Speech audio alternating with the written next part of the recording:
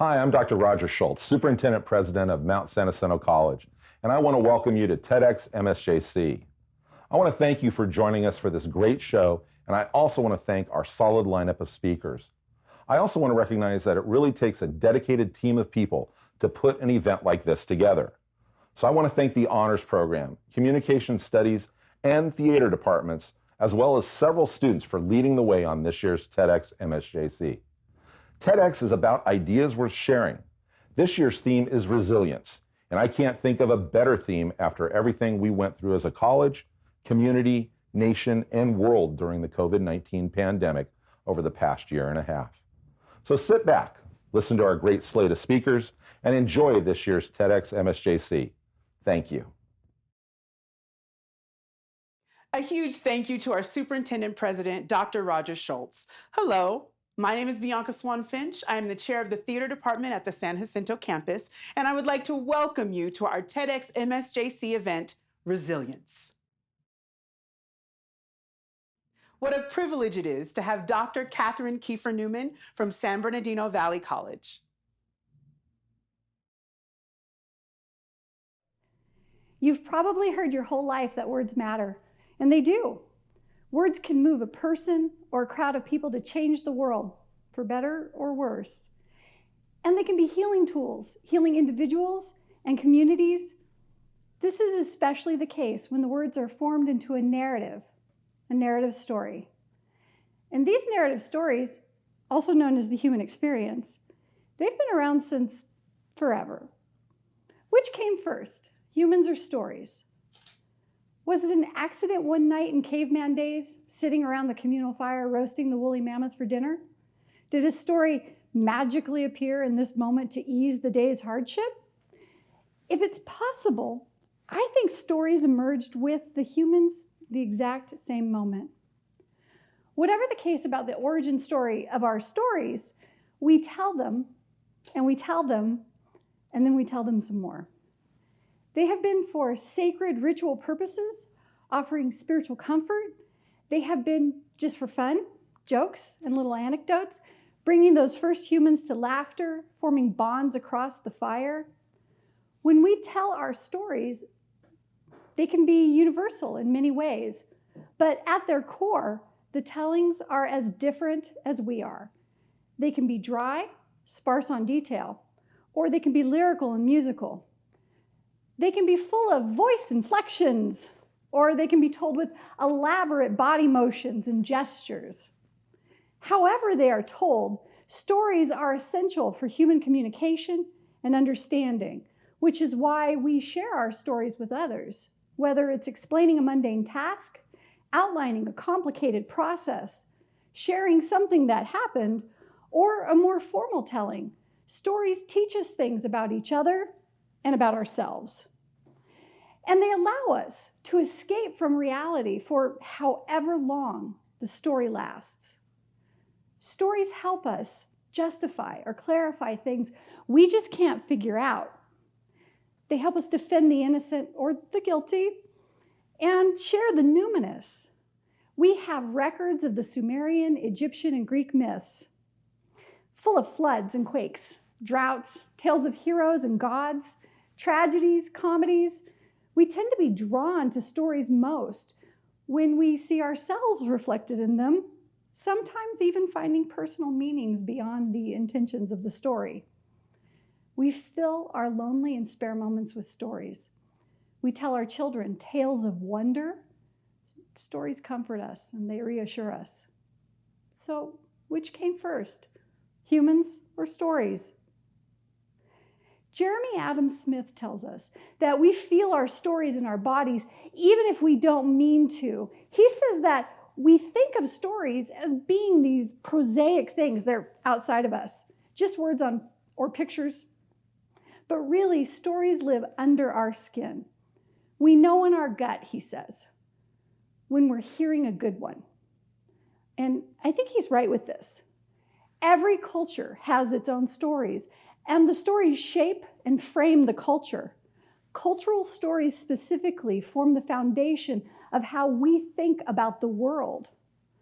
And they keep the culture. Those stories, they hold it. And we can pass on cultural knowledge from one generation to another.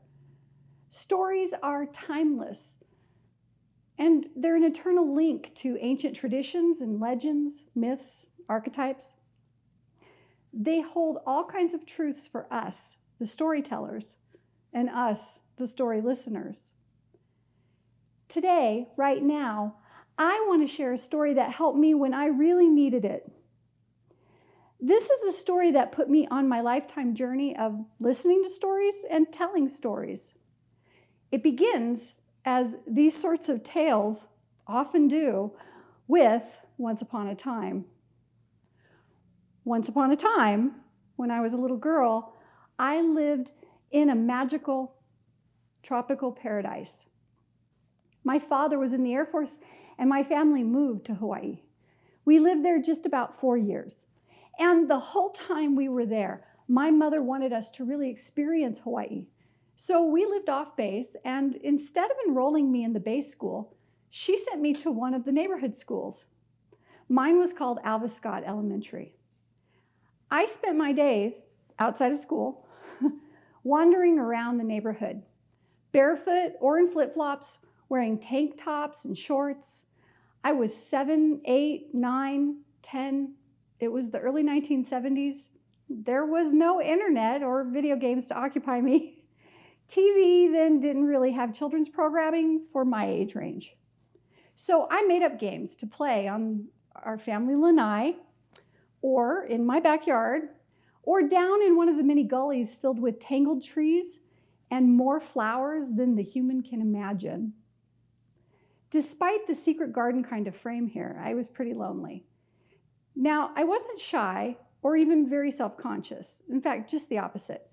But no matter what I said or did, I just couldn't make friends. Not on my street, not at my school. One day, my school class went on a field trip to see the Waikiki Falls waterfall. These are in Kaneohe on the island of Oahu, which is where I lived. I sat on the bus up near the front with the bus driver and a couple of the teachers, and I just watched the scenery go by as my classmates swapped plans and ideas. When we got there, I hung back at the bus, and I missed getting assigned a buddy. I was good at becoming invisible, and my teachers and the other kids, they left for the big reveal while I dawdled near the entrance of the trail. But the bus driver saw me. Maybe she'd been watching me the whole time. Maybe she recognized the loneliness of a child who was awkward and didn't quite fit in. She came over to me like she was just happening to, not like an adult who was going to scold. And without really making a big deal of it, she said I should hurry or I'd miss my friends and the whole point of the trip, which was seeing the amazing waterfall. I told her I didn't have any friends and I didn't care if I saw the waterfall. And she said, "Oh, but this waterfall, it isn't like any other waterfall." I must have looked like I didn't believe her. So she squatted down next to me and she said, "Let me tell you a story. It's about this very place where we're standing." Once, there was a little old farmer and his dear little wife. They built a home together right in this exact spot. Every morning, the little farmer would harvest his crops, and then he would drive his cart full of produce to the market to sell his goods. He would sometimes barter and trade for things that he and his wife had need of. Then he would return home to his dear little wife, and they would make dinner of whatever hadn't sold. They were very happy together. But like you, she said, they were outsiders. They had moved to this island from far, far away, coming here to make a better life together. They didn't really know any of their neighbors, and so they didn't really socialize with anybody. They never had any children to help brighten their days and lighten the workload, but despite that, they were happy, and their happiness came as kindness for others. Now, one evening, the little old farmer made his way home from the market. He was tired but thankful. It had been a good day, he thought to himself, as he drove his trusty cart pulled by his faithful horse along the winding road. He watched the sun go down, and in the distance, he saw a person stumbling under a heavy pack. He drew closer, and he realized it was a woman. It was an old woman, much older than he, ancient even. He didn't recognize her from the village, but there was something vaguely familiar about her. By the time he'd reached her, she had given up struggling with her pack and just sat on the edge of the road. The little old farmer pulled over and offered her a ride. But she, proud and unbending despite how tired she was, she said she had days left to her journey and didn't want to bother him with her troubles. He insisted that she let him take her at least part way down the road. The minute she seemed willing, he didn't wait for her to change her mind. He just lifted her pack and put it in the cart and then gently escorted her to the other side of the bench. As they rode along, she told him that many had passed her as she walked, but none had stopped. "If you'd honor us with your company tonight," he said, "my dear little wife will make you some dinner and you can rest until you're ready to continue. And when you're ready, I can take you the rest of your way." Well, she demurred, but her protests were losing strength as her eyelids drooped. They rode along in silence for a bit, and then the old woman shared that some passerbys had not just ignored her, but they had cruelly thrown objects at her. Some even spat on her. He said, yes, the people in this valley can be very cold. And he told her that he and his wife had come from across the ocean and had never been able to make friends. He said, "We love our little farm tucked here in the nook of this mountain, but the people here, they are not welcoming."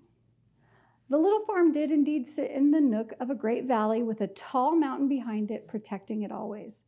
The house was humble, just a single room, but it was warm and comfortable and clean. The dear little wife bustled their guest into their home and plied her with warm drinks and hot food. And then she said, "You are our guest, and that means that you're going to sleep in our bed, and I won't hear any argument." She said, "Tomorrow or longer, if you'd like, you can let my husband take you the rest of your way. We have plenty to eat, and the water is clear and sweet." They tucked their guest in as if she were the most honored person that they had ever met. And they said goodnight, and they put out the light. In the morning, the two awoke to see that a storm had rolled in. They hurried to check on their guest and to get the breakfast started. The little old man knew that he had a long drive ahead of him to get their guest to her destination, but he also had chores of his own to do, so he wanted to get started early. Immediately, though, they saw that she was gone. She'd neatly made up the bed and left them a note. The note said, "Thank you for your hospitality and your welcome. It means more to me than you may ever know. As payment for your care for me in my time of need, I ask you to promise not to leave your home for 3 days. Keep your animals inside as well. By the evening of the 3rd day, all will be clear and you can leave." This was odd, to be sure, but the dear little wife told her husband that they should heed this request. She had a feeling. He reluctantly agreed, but mostly because outside the storm was growing more intense. And this was no regular storm. Just as the little old farmer and his dear little wife had the animals tucked safely inside the barn, the long dormant volcano that the valley was tucked into the base of erupted. Smoke and fire exploded into the sky, blacking out the sun for the rest of that first day. And then the lava came down the mountain. It came down the hills, flooding hot and angry into the valley. For 3 days, the volcano raged, covering everything in its wake. Everything, that is, except for the little farm in the nook of the valley. But, my bus driver told me, the little old farmer and his dear little wife, they were safe and sound. The lava never touched a single chicken or goat. It never cut even a corner of their farm. The farm was an island in the middle of that lava flow. They stayed safe until the lava had hardened and it was okay to travel. And the biggest miracle of all, where there had once been just a mountainside, now this beautiful waterfall comes down. She said the couple decided that hospitality was what saved them.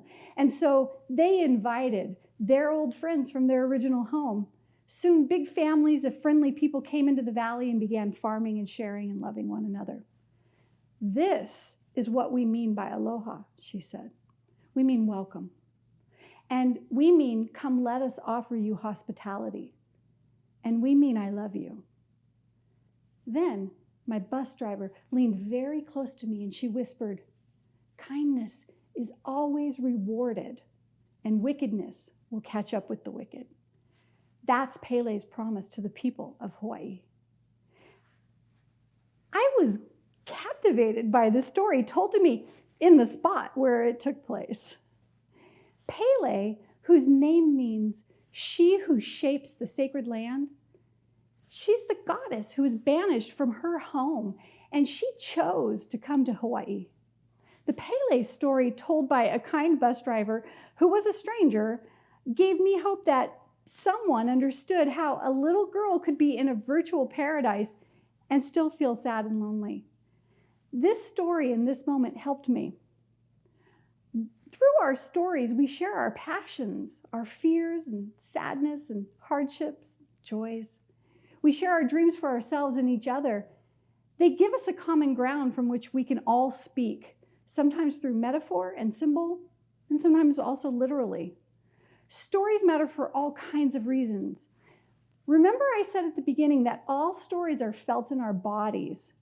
As Jeremy Adam Smith tells us, when we tell stories and hear stories, the brain activity of both storytellers and story listeners, they start to align thanks to mirror neurons. As we become involved with a story, fictional things come to seem real in our bodies. And we know from science that hearing a good story literally lights up the neurons in our brains. When we hear these good stories, our brains release powerful hormones like oxytocin when we feel sympathy for the characters, and cortisol when we worry about the characters. If there's a happy ending for the story, we get a dopamine release. And if the story makes us laugh, we even get an endorphin boost. Stories matter because humans are storytelling creatures. We need stories in order to make sense of our world, in order to make sense of each other and ourselves.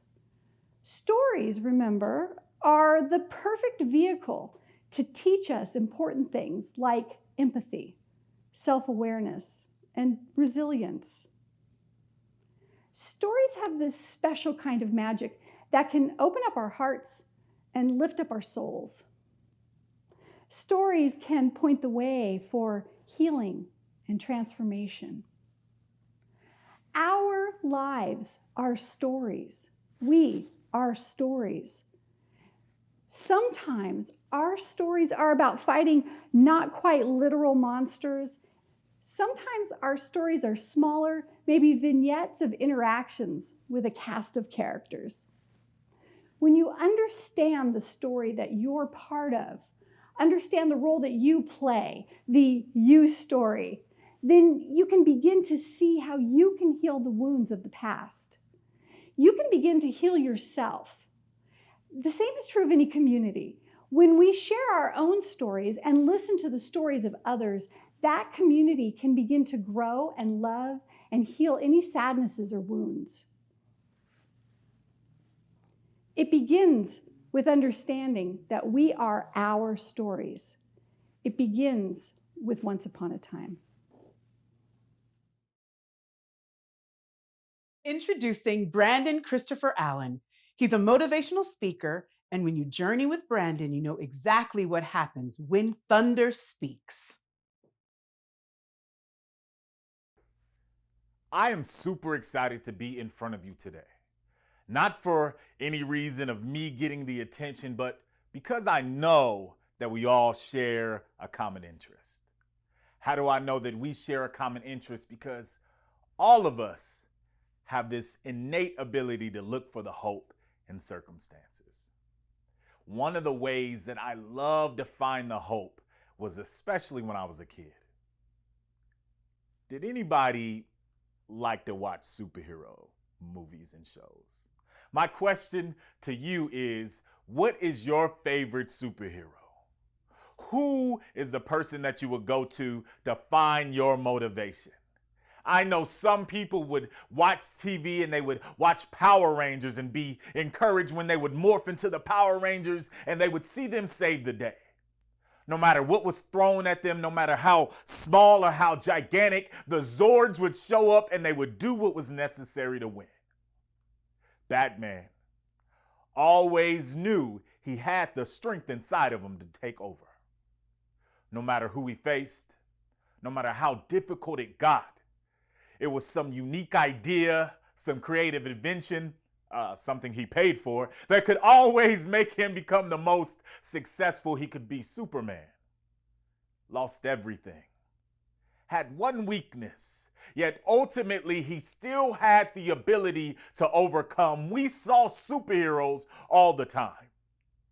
I don't know about you, but when I watched superhero TV shows, it made me feel like ultimately one day somebody could save the day. Somebody could show up and rescue me out of certain situations, that somebody could show up and give me the strength that I needed to help me know what overcoming looked like. When we watched these shows, we understood that every superhero started somewhere. No matter who they were, no matter where they came from, no matter what their greatest strength was, they started from a place. They all had an origin story. What is an origin story, you may ask? The truth is, an origin story is the account or backstory revealing how a character or group of people became a protagonist or antagonist, and it adds to the overall interest, value, or complexity of their story. What that means is it tells us and teaches us exactly where they came from, why it was so hard for them, why they decided to fight these battles in the first place, why they decided to go through the things that they went through, why they decided to be who they needed to be in those circumstances. It taught them exactly who they were. I mean, everybody has an origin story, whether super or not. We all have a place we started from. If you look at my story, I was a supreme athlete. There's a picture of me playing basketball. I used to be this guy who was ranked in the state, super athletic, had so many opportunities for a future. There was this time in my life where I knew I was going to be successful. I was 16 years old, going into my junior year, being recruited by multiple people. I had an opportunity for something great, living in Memphis, Tennessee, playing on a basketball team that we knew we had a chance to be successful. I had one of the best camps I ever had. And one day, sitting at home, excited about the year, watching TV, we see something on the news. See, they like to do these news reports informing people about the community that they live in. This time they did this one news report called, "Do You Know Your Teachers?" And we're wondering what's so special about this TV show and why we were watching it. And then a familiar face popped up. My father. My dad, former professional baseball player, was a school teacher, teaching in the city of Memphis. And this news report decided that this day they were going to inform the entire city about my father's history.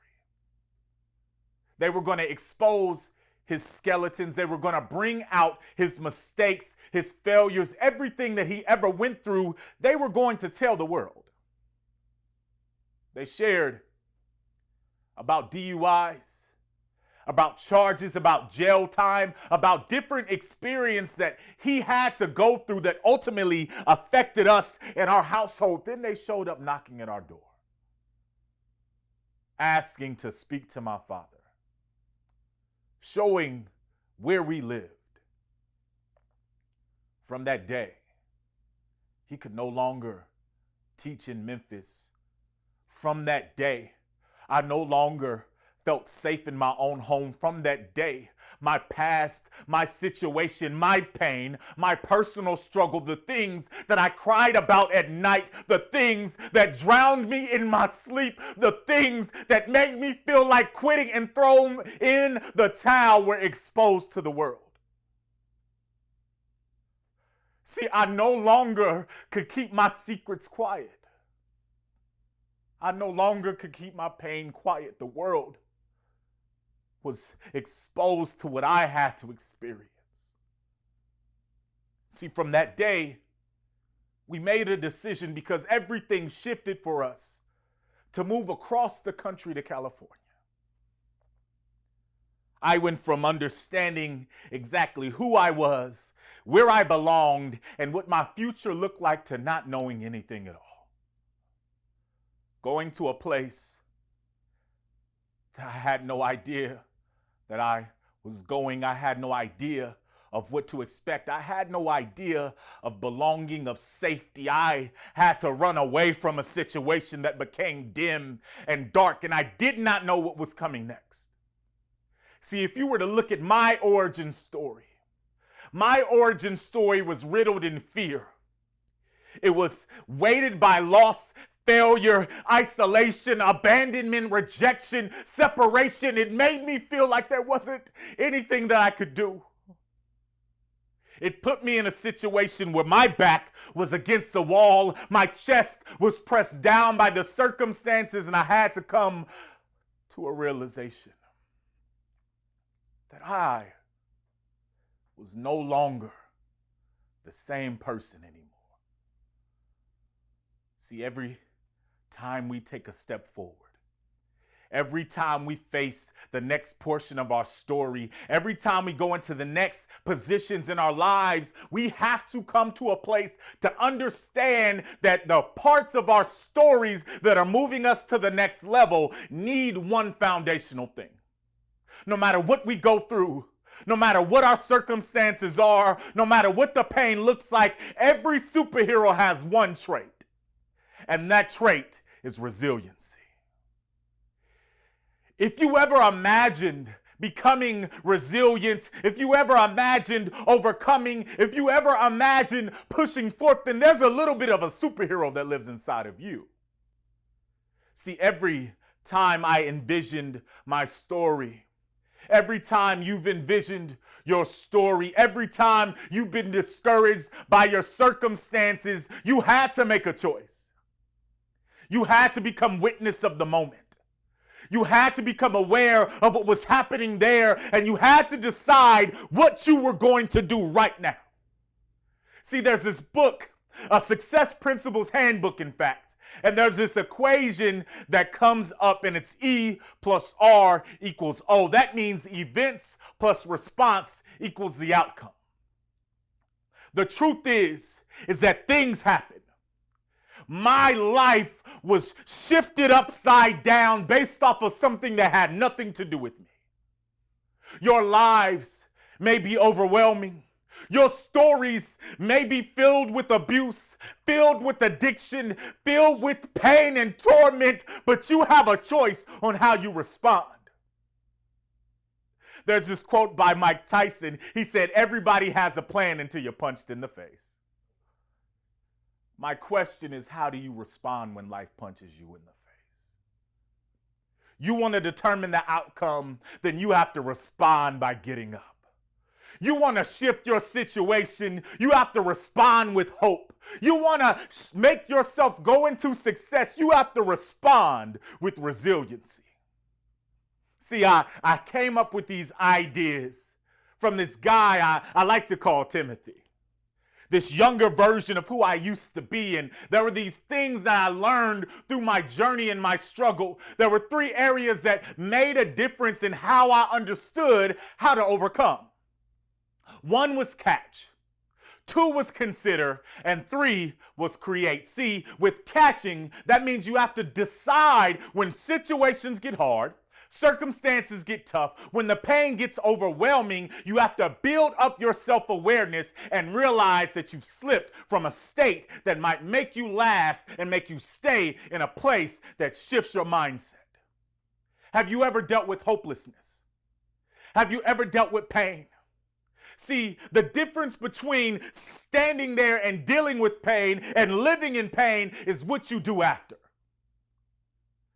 You might get a cut, but if you decide to put a Band-Aid on it and let it heal, then you can walk out healthy. But if you allow that thing to get disgusting, then what are you gonna do next? Next, following catch, you have to consider. You have to consider, is it worth you staying in this position, or is it worth you doing whatever's necessary to get to the next level? You have to count the cost of your circumstance. See, moving into overcoming, operating in resiliency, becoming the superhero of your story isn't going to be easy. You have to make sure that when you start stepping forward, that you don't step back. When you start moving in the motivation, that you don't quit. When you start going to the next level, that you don't throw in the towel. All you have to decide, is it worth staying in this absent place, in this abandoned moment, in this feeling like you could never return? You have to decide and consider what's worse. Last, you need to create. Create and develop routines. Create and develop different things you can use, like coping skills, writing, utilizing creativity, motivating yourself, and finding collaborative moments and management opportunities to push yourself into the next level. Any good superhero has some good super friends. I mean, you look at Justice League, you look at the Avengers, you look at everybody around you. You want to be a great superhero, you shouldn't do it by yourself. Find other super people around you who you could bounce your story off of, who you could be motivated through, encouraged and pushed forward, who you could find safety in. Superheroes are only super because they find something to stand for. My question to you is, what has been keeping you from your superpowers? Have you let fear become your kryptonite? Have you let pain, regret, failure, hopelessness, loss, difficult situations, what have you allowed to become your kryptonite? What have you allowed to tell you no, to make you feel like you can't, you won't, you never can, and today is the day where you stop? What has made you feel like pausing? The reality of today, the opportunity in today, the reason why I'm standing before you today is because I want you to know that resiliency is innate inside of you, and it's the thing that's going to crack open your superpowers. I want to share a poem that might mention some of your favorite superheroes, maybe Superman, maybe X-Men, maybe Batman, maybe, I don't know, Star Wars, whoever you might find in there. There's going to be something that connects with you. Hello, 911. I have an emergency. No one's hurt yet, but I'm fighting off some insecurities, and they're torturing, and they're kind of relentless, and I can't even sleep because they stole my dreams and everything that's left inside of me. I think they're trying to murder it. Please, send help quick. Have you ever been so desperate that you wish your soul could have emergency surgery, like put me under, give me open heart to where the chains start, take scalpel to my flesh until you cut away all the dead parts? It started when I was asked the question the other day.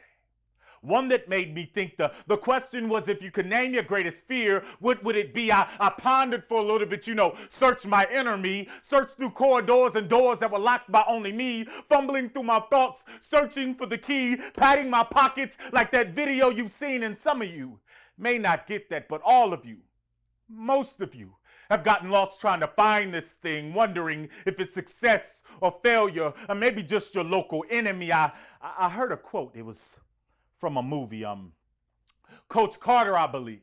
You remember that scene? They said it's not the darkness, but the light that frightens me. But honestly, Why does what we fear even have to be a question?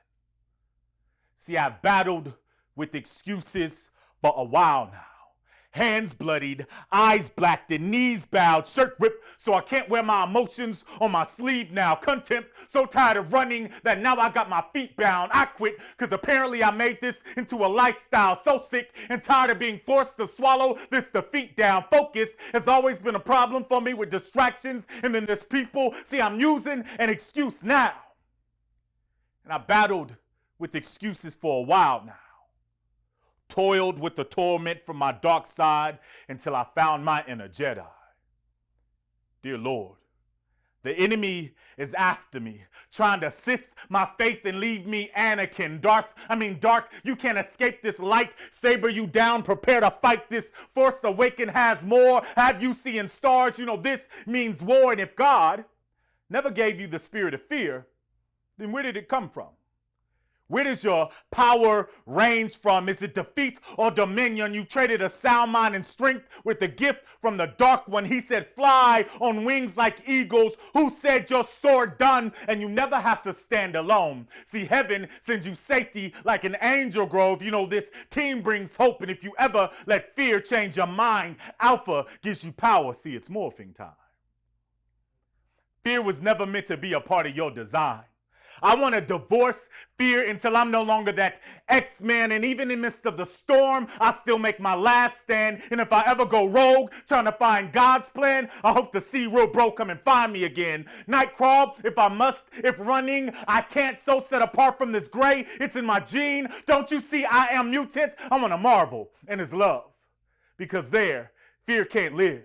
When God meets your faith, nothing is impossible. You can read that where Luke is. God is head coach, is undefeated like Saban, Nick, and the next time someone asks you, what's your greatest fear?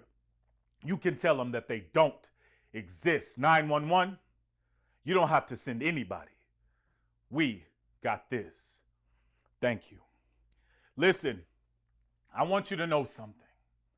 That every single one of you have the ability to overcome. That resiliency is innate in you, that everything that you need to come to the level of becoming a superhero was made from the time that you were created. Your story, your destiny, your purpose, everything you envision is ready right now. You have to make a decision. Will you stand up and fly forward, or will you sit down and take the weight? Resiliency is the key to your hope. Resiliency is a power for your future, and you don't have to wait for anybody to be your superhero. Super lives inside of you. I want to challenge every single one of you. Find a moment, build creativity, and envision what your greatest superhero and superpower is on the inside of you. You're amazing, you're valuable, and you are resilient. Thank you. I want to give a warm welcome to Dr. Lillian Greene-Melendrez, a retired doctor of psychology. Hi, I'd like to thank you for having me on your program. My name is Dr. Lillian Greene-Melendrez, PhD.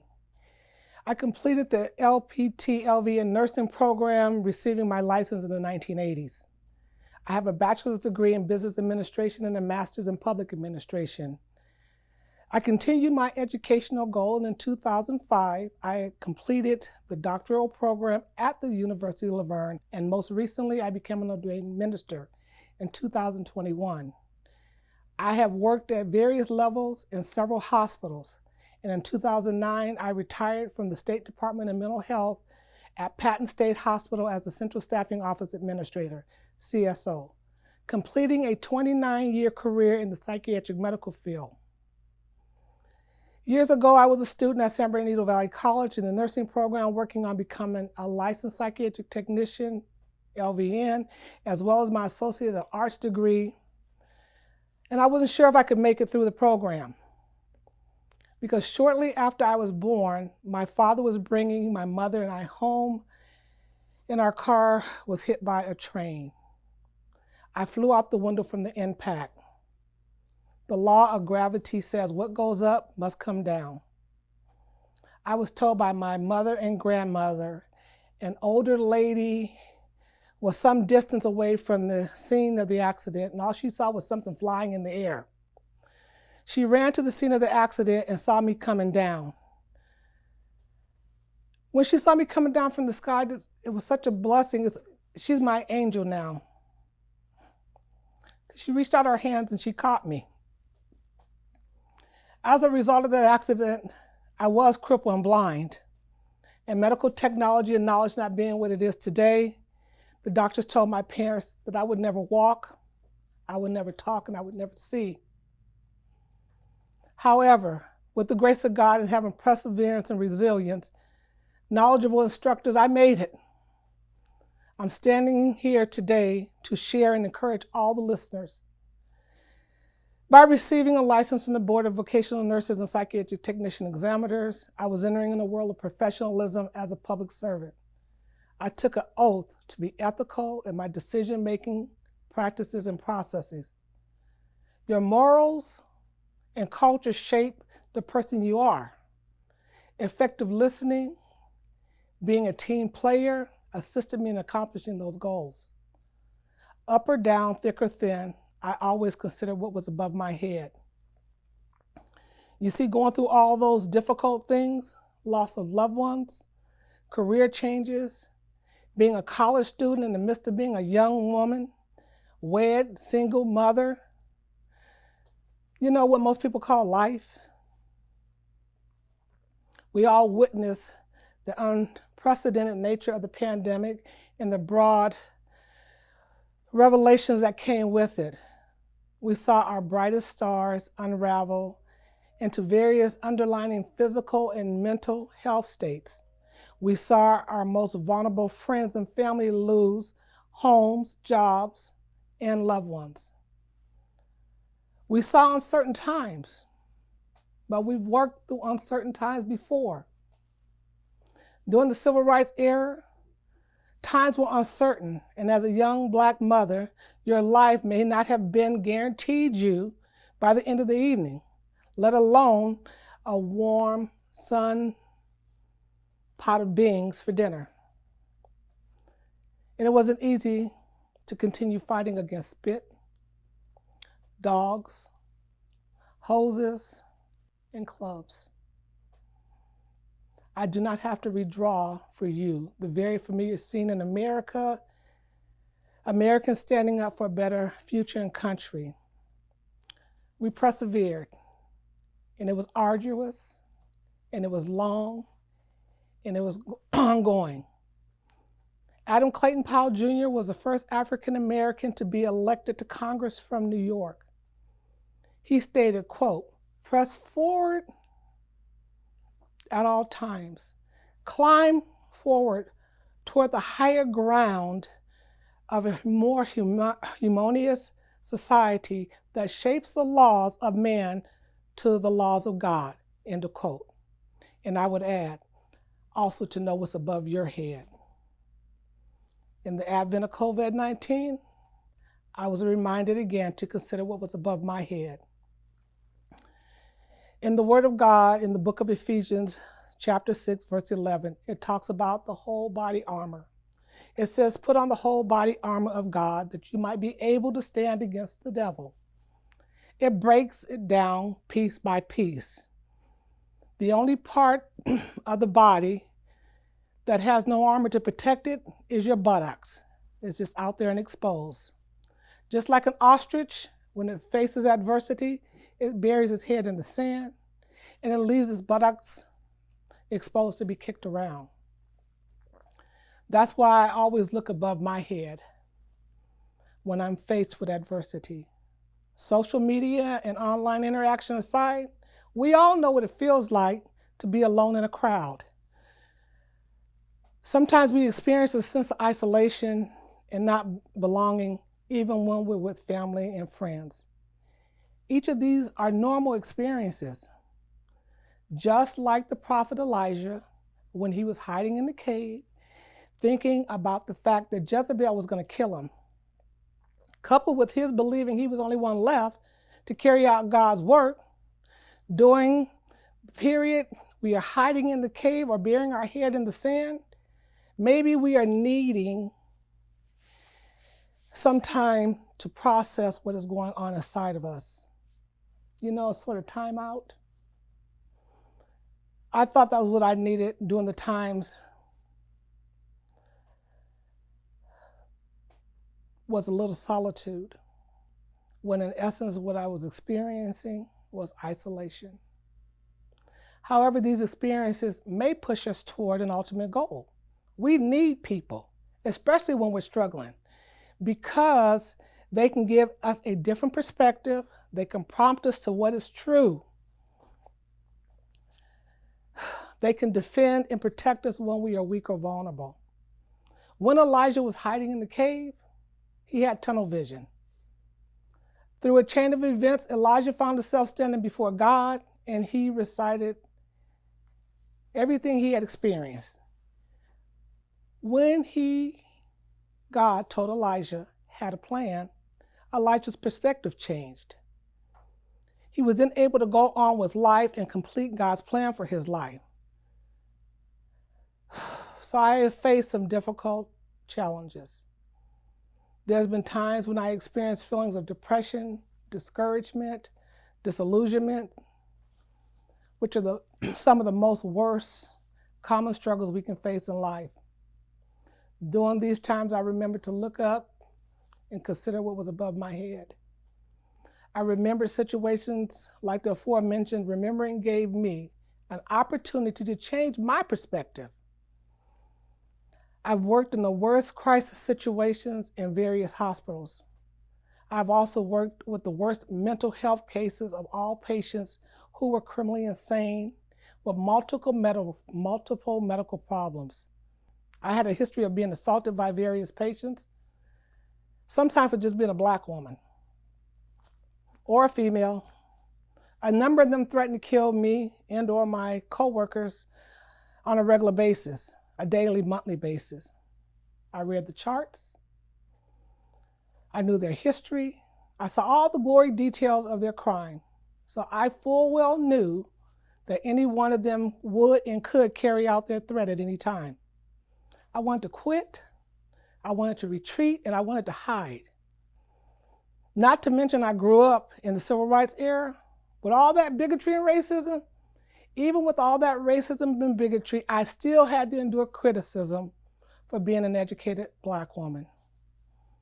So I have persevered all my life. I had the resilience to overcome blindness at the age of 5, being in crippled children's hospital, in and out, and going for treatment until I was 21. Throughout these various circumstances in my life, fighting within and without the emotional battles, the temptation was to turn and run away. Instead, I decided to pull myself up by those old proverbial bootstraps, find my power. I learned to encourage myself, no matter how thick the darkness was that I was going through. I looked to God and knew that I could do all things, a lesson I've taught all of my children. So in closing, when you feel ashamed or sad, alone, discouraged, these feelings are common to everyone. Second, aforementioned, we can do all things. I have accomplished with the hand of our Lord Jesus Christ on my head more than one person can imagine. So being resilient and persevering describes my whole life. I want everyone to remember one thing. Always look above your head. In doing so, you can gain a different perspective. You can find hope. You can find the truth. See, the sky is blue. Find a new or different plan. Don't be the person hiding in the cave or the ostrich burying his head in the sand where darkness and cold and there is no light to help guide you through. I want to encourage all the listeners to look above their head. And again, thank you for having me on your program, and God bless you all.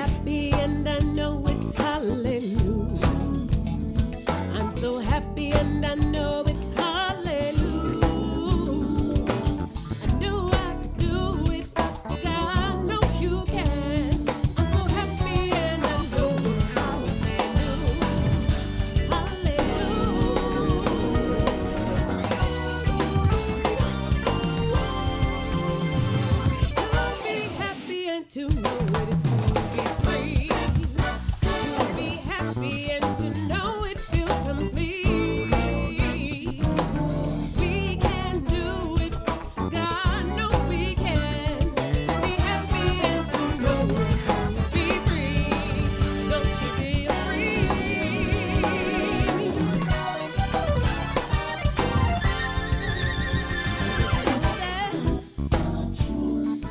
To hear the voice of the Lord say, you can have a good day. And it's sad to say that life is fun. You'll feel happy and you'll know it when you smile again.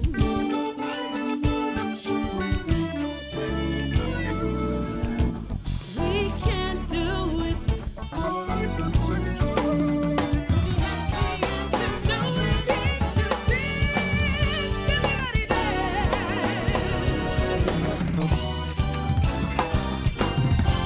Don't you know? Let 'em do it. Let 'em put a smile where a frown was. Let 'em put a smile. Learn how to smile again. Forget about what you've been through. Think about where you're heading to. When you're feeling low, even when you're feeling sad, even when you're feeling down, remember to you. Be happy, happy, happy. Ooh. Let go. Let everybody know. When you lose your way, don't forget to say. When he tries to use your past, tell him it won't last. I know you put a smile over your frown was. If you're happy and you know it, say hey, hey.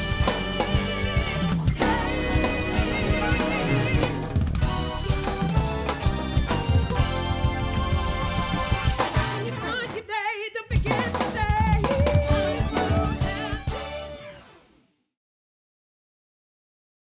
You are in for a real treat. We have Stephanie Otero, the president and CEO of Feeding America Riverside and San Bernardino counties.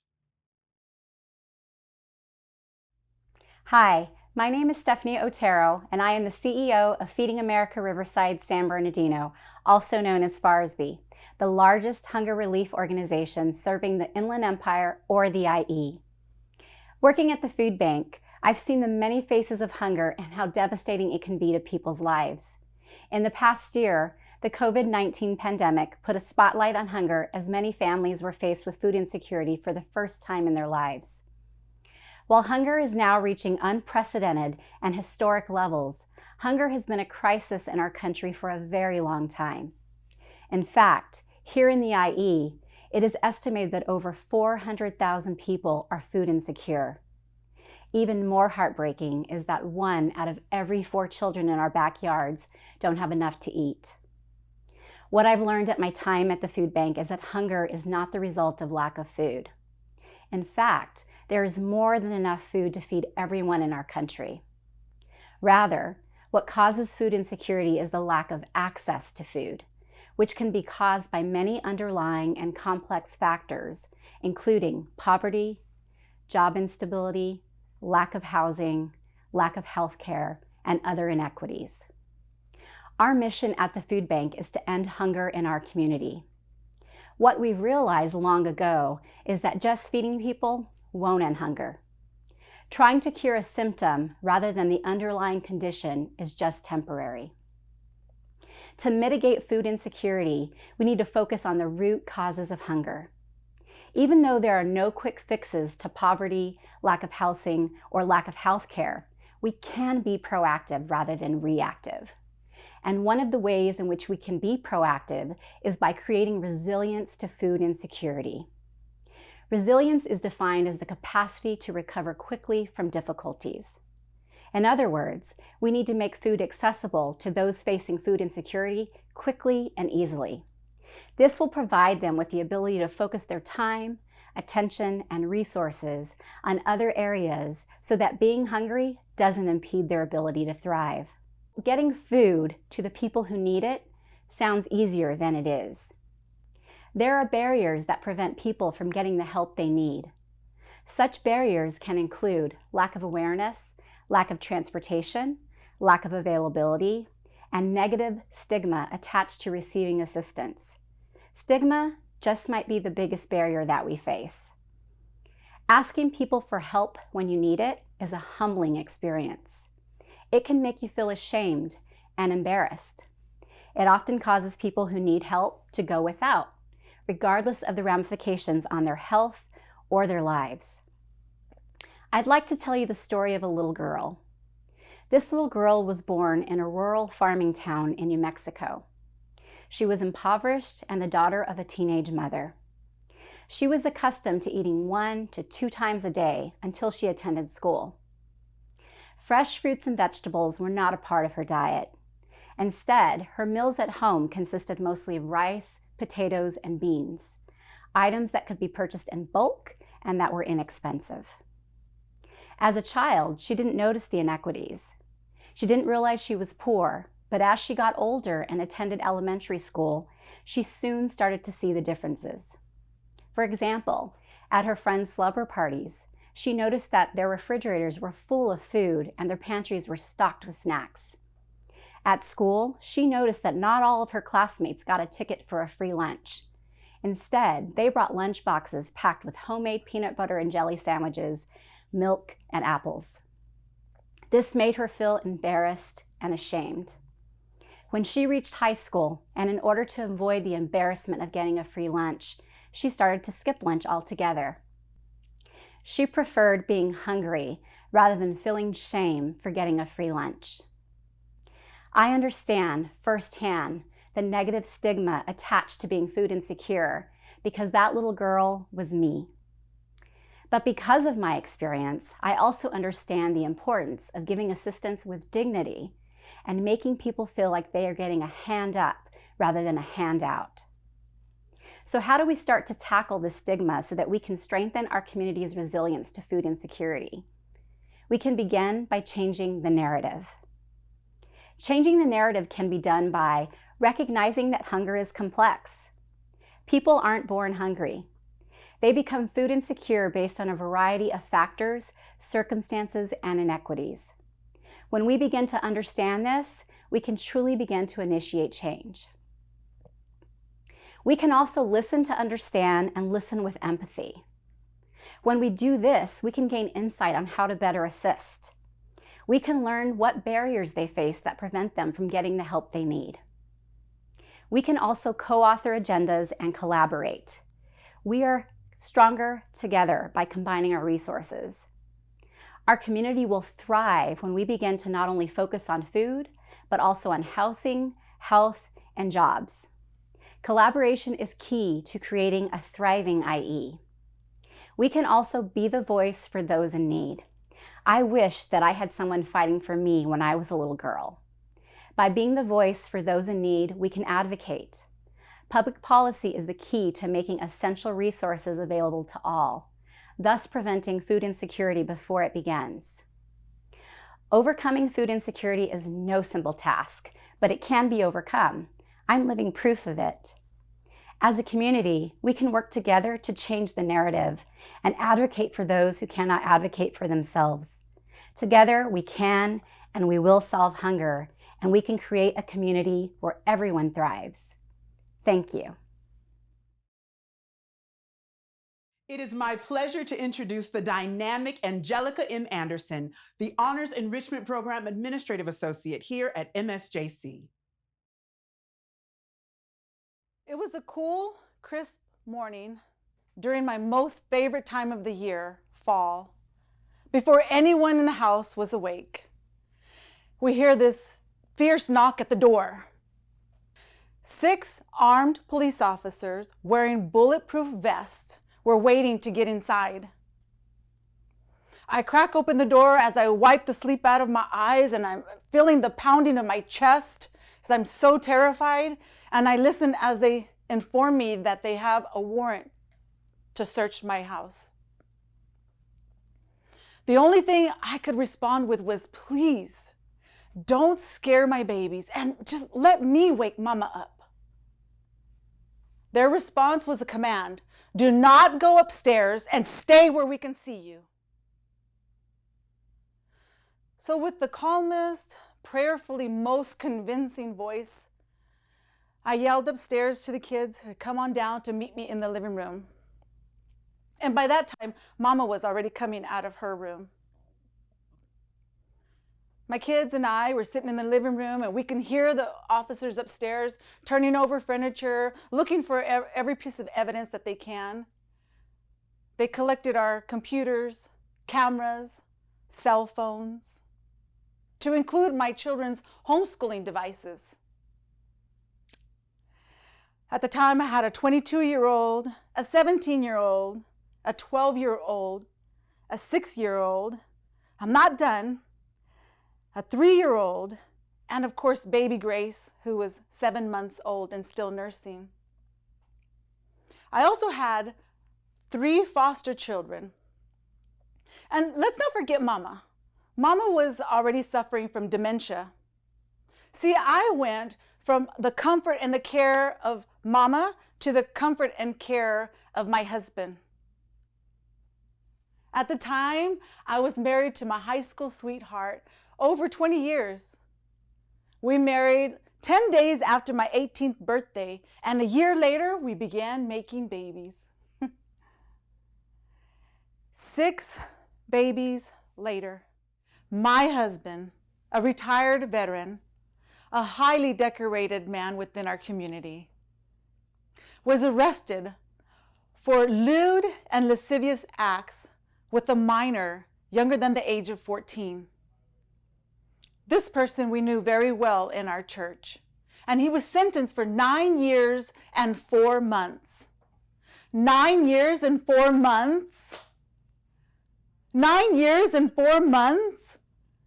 What am I supposed to do with 9 years and 4 months of my life? Well, the arrest and the sentencing of my husband spun my world and the world of my children into the most darkest and the most loneliest place I've ever experienced in my life. And first came the threatening phone calls, the emails, the hate letters, private chats on social media.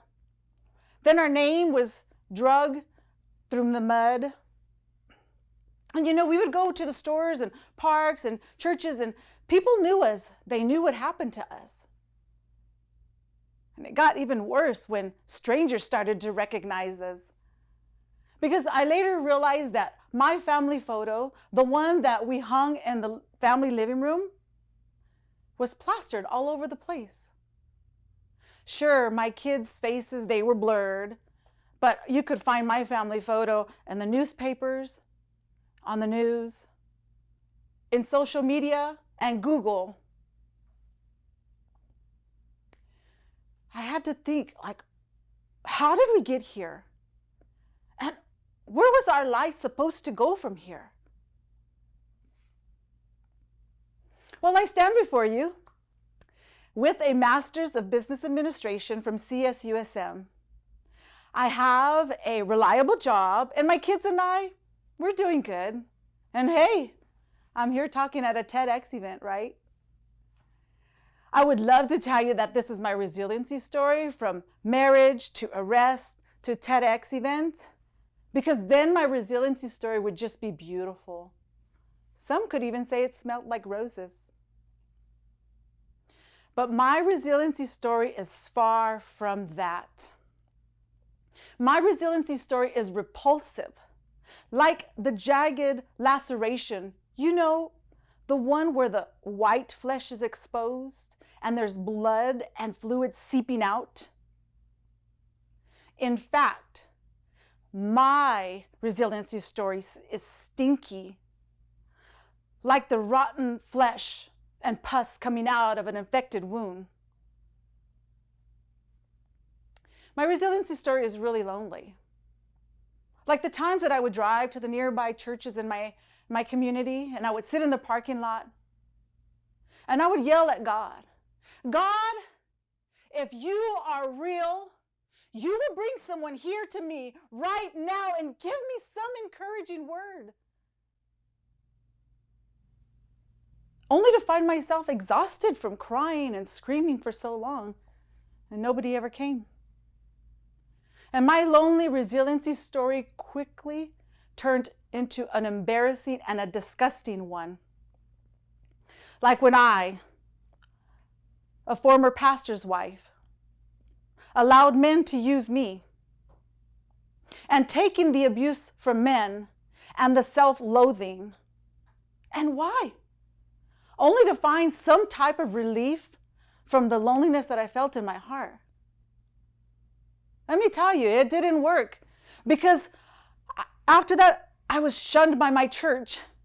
And this time it wasn't because of the sins of my husband, but because of the sickening relationships that I chose to have.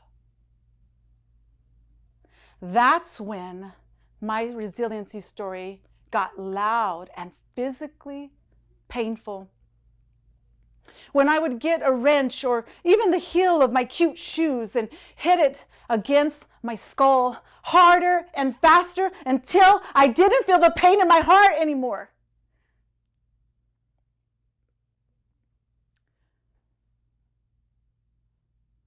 It only got worse. It's got stinky, like the stench of the flesh on my wrist as they burn against my good candles. And this was because I couldn't stand to look at my kids' face when they asked me where their dad was at. Me, a former pastor's wife, an inspirational speaker, a counselor, a first lady even. That's what they called me.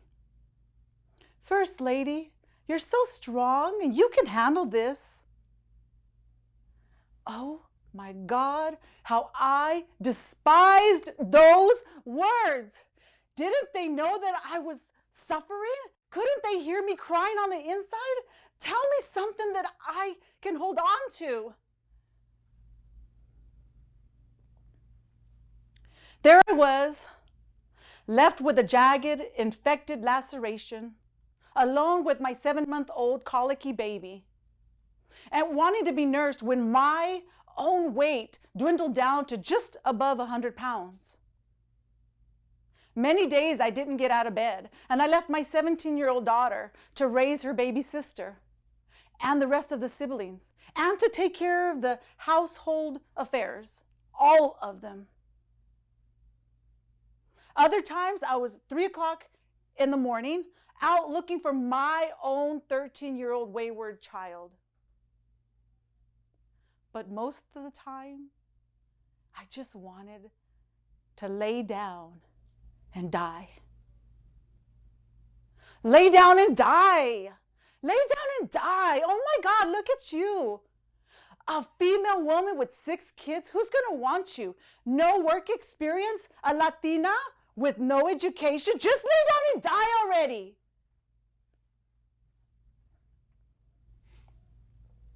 But I learned something during that time about life. I learned something about life.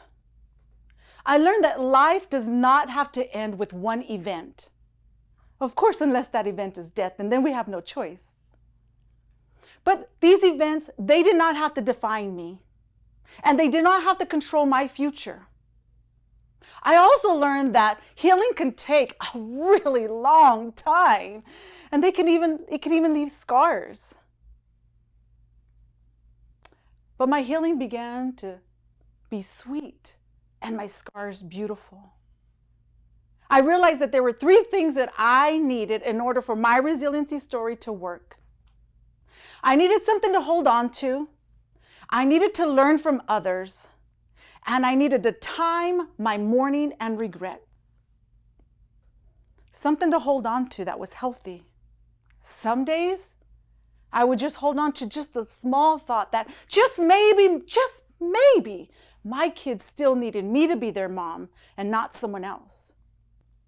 Other days, I just surfed the wave on what other people believed in me because I no longer had anything to believe in. And some days I just relied on the small miracles of life, like when groceries were donated when we were struggling. And some days I held on to the small miracles of life, like when groceries was donated to our family when we were struggling, or a smile from a complete stranger. Learning from strangers, not like church leaders or professors, but learning from those strangers that you find on the streets. Most of us have seen them. We would like to be able to call them crazy. They talk to themselves, they ask themselves a question and they answer and they listen, they flail their arms. I learned that was valuable for me. Some days I would say this daily, hourly. Some days it was over and over, like my life's mantra. Angelica, you have a choice. You can lay down and die, or you can get up and live. I choose to live. I choose to live. Yes, I am now single with 6 kids and a mother with dementia. I don't have any job experience and I'm a Latina with no education, but I choose to live. Listen, resiliency is not meant to be pretty, and you don't have to know what to do at every stages of your healing. Just because you failed and 2 and 3 years later you are struggling doesn't mean that you're not resilient. No, it doesn't matter how long you're in the situation. Your story is still valid and you can still heal. See, I went from a deep cut that developed into a stinky, infectious pus to obtain my beautiful scars. Why beautiful? Because they remind me of the healing process that made me stronger. I'm not the same woman that I was before. And resiliency is a process that demands a change. My scars are beautiful because you know what? They reminded me that after the 9 years and the 4 months, and I'm still going through this messy battle of a divorce, I am still resilient. And in the most unbearable moments, when I experienced the PTSD of my husband standing in front of me and raising his voice and making demands of me, I am still here, I'm still healing, and I'm still resilient. In fact, this is what resiliency looks like. To include my scars, because they remind me that the more I travel through this story, the more confident I am that I can recover. And I have a choice. Today, I choose to live. Today, I choose to be resilient. And so can you. Thank you very much. I hope you are ready for Ms. Julie Falen, the host of the KCAA radio show, Julie Talks Money. The animal kingdom is incredibly vulnerable to external factors that affect their lives. Drought, deforestation, fire, lack of food, disease, and of course hunting by predators, both animal and human. One of the major differences between humans and animals is that we have more control than they do over our external circumstances. So if we have something like a disease, like COVID-19, we have and can have and feel more than one response to it. In the animal kingdom, they would perhaps get the disease, get sick, and then die. Because let's face it, chimps don't have doctors, tigers don't have any medicines, and coyotes, I'm sure, don't have any kind of concern or emotional reaction to a disease regarding business, which is something, of course, that we as humans have had to deal with. Okay, let's look at the last 3 years. We had the pre-pandemic. We know what that was like in 2019, right? We had no idea what was coming. Then in 2020, we were in the midst of the pandemic, and now we're in the post-pandemic, or we're very close to the post-pandemic world. So we know what the pre-pandemic looked like, and we know what the pandemic looked like, but what will the post-pandemic world look like, especially in your own life? Now, we as humans have an opportunity. We can create a better future for ourselves now. 2021 is in your hands. Resilience. Now, the definition in the Merriam-Webster dictionary is the ability to recover quickly from illness, change, and misfortune. Now, misfortune we've had in droves in 2020, Businesses shut down, some never to reopen. Thousands of bankruptcies and people draining their savings accounts and their retirement accounts, like their IRAs and their 401ks, and increasing their credit card debt incredibly just to keep paying their bills and keep putting food on the table.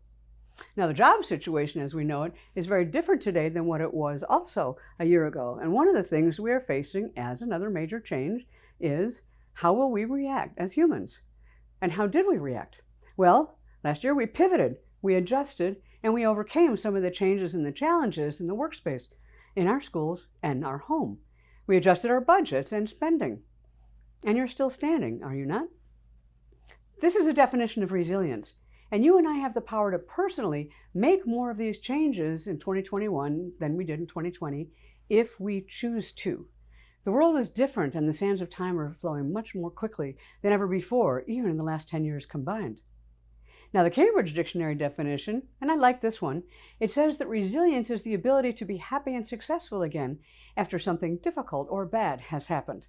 Now, that seems like a little bit of a lame explanation or definition to me, but we certainly know that a lot of difficult and bad and even tragic things have happened. But you're still here, all of you, and me too. And we humans have the luxury of time in order to rebound and be happy and successful again. Well, depending on how you define those things. So is that resilience just part of us and our habits, or our skill sets? Or is it human nature? Or is it also from our choices? Well, in an article in Psychology Today on failure, the authors stated that resilience is the psychological quality that allows some people to be knocked down and to come back at least as strong as ever. Now, I would say that resilience is the ability to come back, period. But let me ask you, where does this quality come from? Now, some would say that it's part of your built-in personality. Anyone who has had kids knows that kids show a certain personality when they're very young, even when they're merely months old. And anyone here know what I'm talking about? If you have kids or if you've raised kids, you know some are stubborn and some are argumentative and some are very sweet and docile. There are those who like their routines and those who pitch a fit when their routine is disrupted. Then there are those who are just watchful and observant. Of course, some are very active and might throw their food across the room in a fit of temper. That we think these things are personality, but these are actually just hints of a child's personality yet to come as it's forged. If you wonder about yourself, well, ask what traits that you showed as a baby and compare them to the personality that you have today. You might be very interested, and maybe there's even some family stories there. I don't know. Now, psychologists call these early signs not personality, but temperament. Now, temperament is innate, meaning babies have certain temperaments, but temperament is not their personality. Personality starts to emerge in an elementary school, according to Canadian psychologist Dan McAdams. And he says, personality is the sum total of an individual's emotional, attitudinal, and behavioral responses. It emerges in the truest sense only really as adolescence approaches. Now, McAdams goes on to say that an individual's personality traits don't really appear in a clear and consistent manner until the teen years, pretty much. Sometimes in the tween years, but mostly it's the teen years. And before then, a child's behavior can be seen as primarily reactions to other personalities around them, even if they have a very visible, strong temperament. And I'll give you some examples of that. So it's true that as kids, we show certain traits when we're quite young. But as we grow, we find we must accommodate to others, and so we constantly test words and actions to see if they will bring us the desired reactions. Like the child who says why, or says no, or stomps their foot because they want to see if they can get a positive reaction or a reward. Or if they say why, or the other ones who say why not, why not, why not? Or maybe they want gum or candy or whatever it might be. So if they get a reaction, if they get the food, if they get attention, if they get the reward they're looking for, or especially if they get praise or hugs or love, they're likely to repeat that behavior. Now, if we get anger back at us, shouting, punishment, scolding, well, then we'll mutate just a little bit in order to avoid those negative reactions. Now, I posit that this is helping to form a personality, and of course, temperament is a part of that. But we are all the same. Like the famed psychologist B.F. Skinner said about operant conditioning, he was the father of that, getting reactions is what it's all about. As experts say, even as adults, the fear of loss or the hope of gain are the key drivers throughout our life that add to our conditioning, and they happen throughout our childhood, especially, and we make adjustments based on the reactions that we get. Well, what if a child comes from a family in which there's an alcoholic parent, or there's drug addiction, or physical abuse, or God forbid, sexual abuse? A child will absolutely learn to exhibit certain behaviors that do not provoke the negative reactions. Very often, a child's personality is subdued, or they subdue it by themselves and is quelled, and the voice is shut up or shut down in order for the child to survive with the least amount of pain.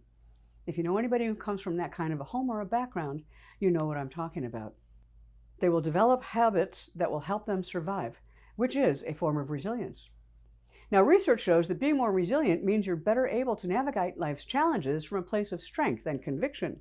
Learning and adopting simple habits are scientifically proven to improve resilience. Outside of the home, we're subject to creating different behavioral responses as well. As we go through school and childhood, we encounter new authority figures, like a teacher or a nun, a minister or a priest, and definitely bullies. Classmates, who are our biggest influences when we're young, we are certainly looking at them for reactions. What is it that they will like? How will I fit in? What do I have to do differently to be liked? Well, we think about it and we observe, and we make our own judgments, we take it in, and then maybe we mutate just a little bit more now so we can get positive reactions from them. Curiously, with our siblings, we can be our truest selves, even or especially when we're fighting and yelling. And we tend to be more bonded with one sibling than another in particular and share their friends or hobbies maybe. And often their opinion matters the most to us. Now that was true for me. In my case, it was my older brother, Jim. We were separated by only 1 year and 1 grade. Now, the neighborhood kids always played with both of us, and Jim's friends were my friends, and my friends were Jimmy's friends, and we were almost like twins. At 13 and 14, we were even stealing each other's clothes because we could wear the same things, and that was the era of blue jeans and flannel shirts. Anyway, it seemed kind of natural to follow my older brother and his views, and to follow him in a job, and to change my personality just a little bit to try to fit in with him and his friends. They probably weren't the friends that I would have picked, but they were a popular group, and so I wanted to fit in. So it also translated to my school behaviors a little. Now, Jimmy and I were really bonded growing up, and it seemed that way into the tween years and then the teen years, too.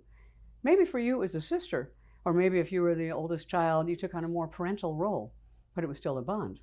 Now, if you don't have a sibling, then maybe you had a best friend or a posse, and you imitated or modeled them, and unconsciously, again, mutated or twisted just a little bit more to get more attention from them or their friends, especially if you saw them as popular. On the other side, well, we might swipe candy or a toy from a candy store, or maybe shoplift earrings from the drugstore, even if that's not comfortable as the real us that we're finding. Conversely, we also might study hard or not study at all, or join a sport in order to stay close to that friend, even though that is also not necessarily really the real us. Did you ever feel like you had to be some kind of pretzel, twisting yourself this way and that in order to fit in with friends or to get points at home or at school? We all do. Back to the psychologist, studies show that at some point in childhood, somewhere between 12 and 20 years old, we make a real and definite and conscious decision to break free of that person or persons, that brother or that sister, or even a twin, and certain behaviors. And we consciously, actively decide that we want and need to test ourselves out in the world as a separate person and prove that we're okay on our own and then comfortable on our own. What age was it for you? Do you remember when that happened for you and why you did it? Well, that's the start of finding your true self and your true voice. In technical terms, this is called an identity moratorium. For the parent of a teenager, though, it's often called hell. But an identity moratorium is one major step in the process of finding a sense of self. It's a period of active searching for one's occupational or religious or ethnic or sexual orientation or form of identity to determine who you really are. It's a normal part of the quest of teens to find themselves. I have a dear friend, Dee, who's an identical twin. Now, this means that she and her sister were basically one egg and one embryo, and then the embryo split and became two. She and her sister look identical, they sound the same, and as kids, their parents dressed them the same, and they were each other's best friends. But at 13, my friend Dee made a conscious decision that she needed to separate from her sister and become her own person. That's pretty young, but she did. She got out from the shadows and away from that fierce connection she had. Now, this is really unusual in twins or triplets or any multiples because they are so incredibly bonded normally, but it was an absolutely clear crossroad choice and identity moratorium for Dee. Some folks call it an active identity crisis, but a teen knows it is completely a step in finding their true voice and their true self. Again, Canadian psychologist James Marcia made it clear that identity moratoriums were first and foremost a time of exploration. The period may feel confusing and difficult to endure for kids and their families, but many psychologists believe that an individual must go through a moratorium before he or she can form a true sense of identity, and that is then called a state of identity achievement, something we all strive for. Now, an identity moratorium can happen at any time in one's life. For me, it really happened when I was 20. I did a semester abroad, my junior year in college, and I was separated from Jimmy, and it was an astonishing experience. For the first time in my life, I really felt that I could make friends on my own. Jimmy wasn't there, his group wasn't there. Oh my gosh, people liked me, not because I was Jimmy's little sister, but because I was Julie, because of who I was. It was kind of a mind-blowing thing, absolutely, but it was absolutely key to finding my own voice and my own identity. It was an identity achievement, for sure. This can also occur for different types of identity, like your work identity. So is what you do who you are? Is that actually your identity? Or is it just what you do? Are you married or single? Well, that's a social identity. We go through lots of different identity moratoriums where we find ourselves in a new way. Just like defining resilience, we adjust and we pivot as we find something new about ourselves. Now, this is also a time when one of the biggest things that we find out about ourselves is our personal financial voice. Prior to this awakening, we go through some life experiences and learn ideas or beliefs or habits or nothing at all from information we get from our parents or from our church or our teachers about money, like if we deserve it, or can we have it? Maybe the only way to have it is to work really hard or to go to college to have it. Well, maybe when you were younger and you thought about numbers, you thought, oh, I'm no good with numbers, or I can't handle money, or maybe somebody told you that you couldn't, or maybe all you want to do is spend it. And maybe the idea of budgeting or record keeping just makes you freeze, deer in the headlights. Well, in my financial coaching practice, I work with people all the time to help them find their financial identity and their voice, separate and away from all the messages and the behavioral responses that they created internally, like money is evil, or having it is no good, or I'm not worthy of money, so that they can be free in a new identity achievement. Now, maybe this pandemic has been a wake-up call for you, as it has been for many companies and countries. Maybe it's time for you to go through another identity moratorium while you actually look at all you have gone through in 2020. You've adapted to stress and adversity. I suggest that now is the time to build some new skills and habit as a component of your resilience. Find your voice about work. Life is short. Find your true voice about who you are and who you want to be in your financial life, and develop new skills for your financial survival for the next disaster. Because trust me, one is going to come. It may not be a pandemic. It might be a divorce. It could be medical bills. It could be a car accident. It could be illness of a child or a parent. It could be a fire. But something is coming, and you need to have some skills to be able to be resilient. Don't give your power away either to somebody else and say, here, you handle it. I don't want to deal with the money. And I want you to be sure that you don't have to rely on making desperate moves during a desperate time. Our whole world shifted last year, and we're moving into a new era, and a time when so many of the structures that countries and governments that we thought would be there have shifted or disappeared. You can't change the whole world any more than animals in the animal kingdom can, but you can change your world, and you can change your life, and you can change the part of the world that you have control over and be better prepared and better able to navigate life's challenges from a place of strength. And that's a huge part of what resilience really is, isn't it? Thank you.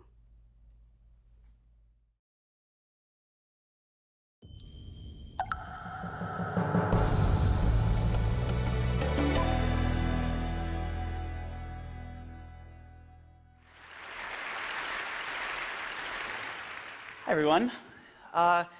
So I'm going to take us back to 2007.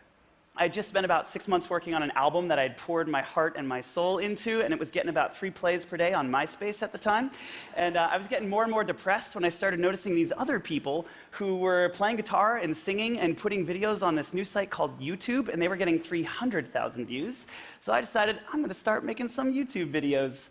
And one day they featured a video of my band on the homepage, which was amazing. We got a bunch of new fans. We also got a bunch of people who, I guess, just didn't really like the music or something. They But it's okay because people started coming to our shows, and we started touring, and we came out with a record. And when I checked our bank account balance after our first monthly iTunes payout, we had $22,000 in it, which was amazing because at the time I was living at my dad's house trying to make a living as a musician by uploading videos to the internet, which literally 0 people respected in 2009, even the people who were uploading videos to the internet.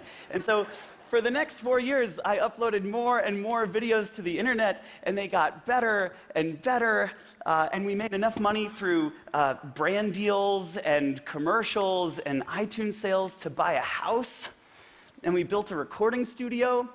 But there was one big problem.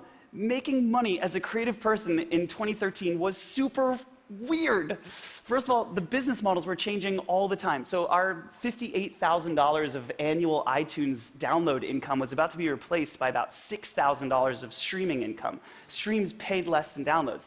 And then as more and more creators started popping up online, there was just more competition for these 5-figure brand deals that had kept the band afloat for years. And to top it all off, our videos themselves, the creative stuff that we made that our fans loved and appreciated and that were actually contributing value to the world, those videos were generating almost $0 of income for us. So this is an actual snapshot of my YouTube dashboard from a 28-day period that shows 1 million views and $166 of ad earnings for those views.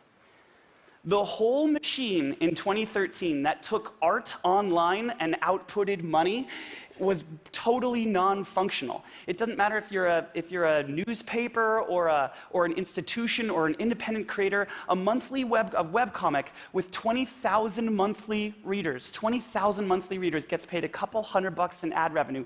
This is 20,000 people. In what world is this not enough? I don't understand what systems have we built where this is insufficient for a person to make a living.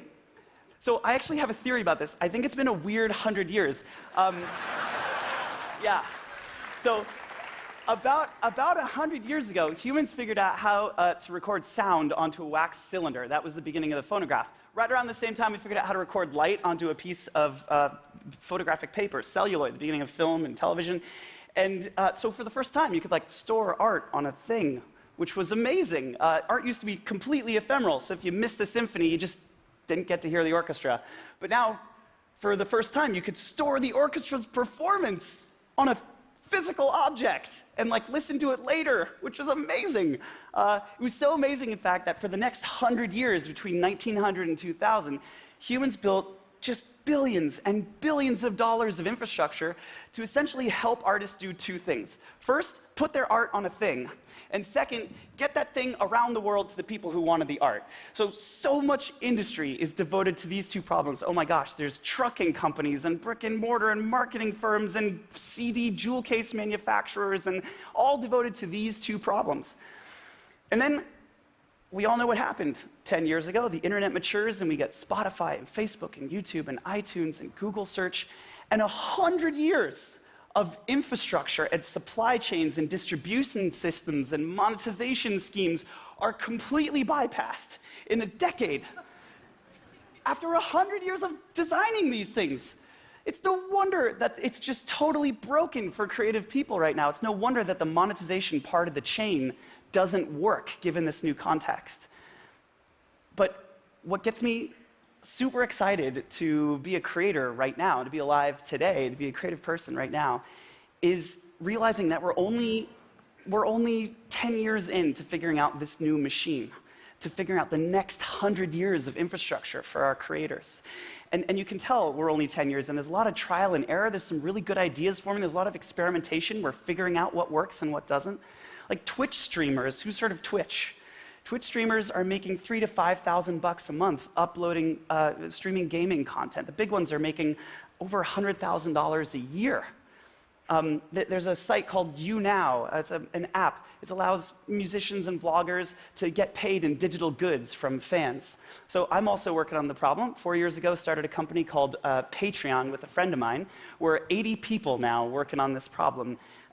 It's basically a membership platform that makes it really easy for creators to get paid every month from their fans to earn a living. For a creator, it's like having a salary for being a creative person. And this is one of our creators. They're called Kinda Funny.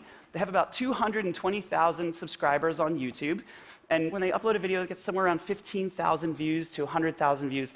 I want you to check yourselves right now. I think when we hear numbers like that, when we hear 15,000 views and we see content like this, we just like snap categorize it as being not as legitimate as like a morning show that you'd hear on the radio, or a talk show that you'd see on NBC or something. But when Kinda Funny launched on Patreon, within a few weeks they were making $31,000 per month for this show.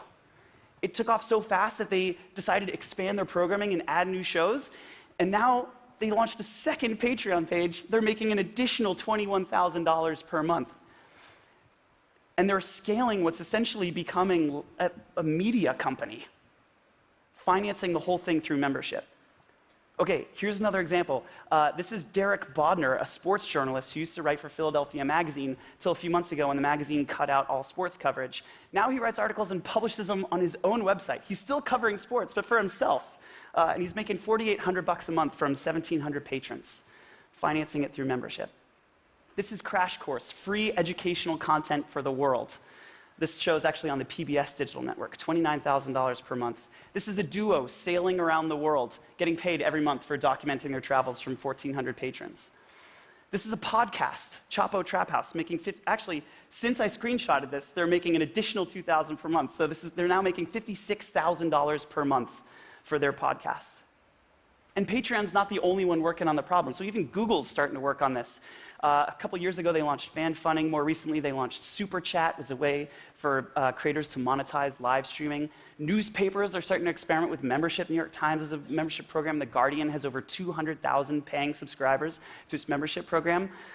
There's this like bubbling soup of ideas and experiments and progress right now, and it's pointing in the direction of getting creators paid. And it's working. It's not like perfect yet, but it's really working. So Patreon has over 50,000 creators on the platform making salaries, getting paid every month for putting art online, for being a creative person. The next 100 years of infrastructure is on the way. And it's going to be different this time because of this, because of the direct connection between the person who makes the thing and the person who likes the thing. About 7 or 8 years ago, I went to a cocktail party. This is when the band had like hit our first machine, so things were really cranking. We had just made about $400,000 in 1 year through iTunes sales and brand deals and stuff like that. And this guy comes up to me and says, "Hey Jack, what do you do?" I said, "I'm a musician." And he just like he sobered up like immediately. And he like stuck out his hand, put a hand on my shoulder, and in like a real earnest, very nice voice, he was like, "I hope you make it someday." And I have so many moments like that logged in my memory. I just cringe thinking of that. It's so embarrassing to just not feel valued as a creative person. But as a species, we are leaving that cocktail party behind. We're leaving that culture. We're out of there. We're going to get so good at paying creators. Within 10 years, kids graduating high school and college are going to think of being a creator as just being an option. I could be a doctor, I could be a lawyer, I could be a podcaster, I could have a webcomic. Like, it's just going to be something you can do. We're figuring it out. It's going to be a viable and sustainable and respected profession. Creators are going to come out the other end of this weird 100 years, this century-long journey, with an awesome new machine. And they're going to be paid, and they're going to be valued. Thanks, everybody.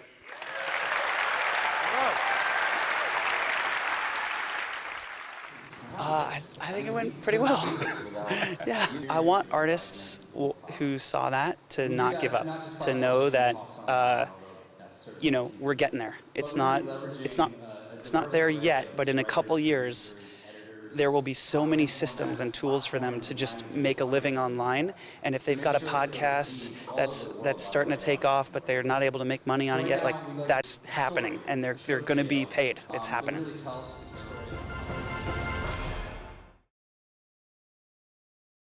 I'm so excited to introduce Dr. Vaughn Lawson, our Dean of Career Education here at Mount San Jacinto College.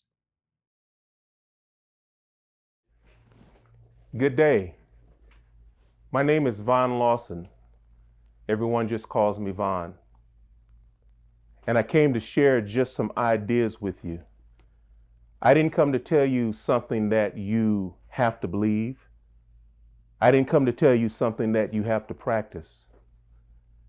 I just came to share some ideas with you. First, let me say, I give honor to God always.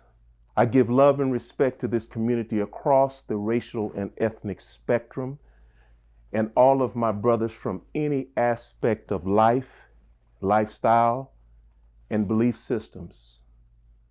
I pay you love and honor and respect as we talk today about servant leadership in a tumultuous world. For most of my life, I've practiced servant leadership since the early 80s. And I practiced it because I didn't want to be the typical type of leader.